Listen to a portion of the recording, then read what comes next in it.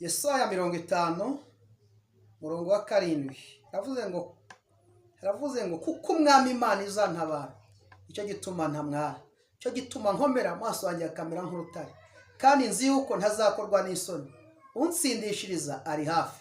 Haleluya!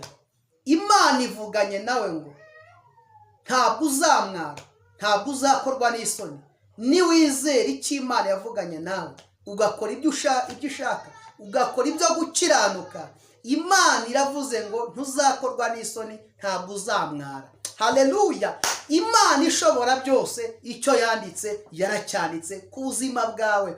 Nabashaka bahaguruke, nibashaka bakurwanye, nibashaka baguhige, nibashaka baguhirike, nibashaka bajye baca inkoni bajye mu butaya bagukubite, nibashaka bajye bakuvuye imeze bite, icyo Imana yagambiriye ku buzima bwawe nukora ibyo gukiranuka, ibyo byose bizafata zero.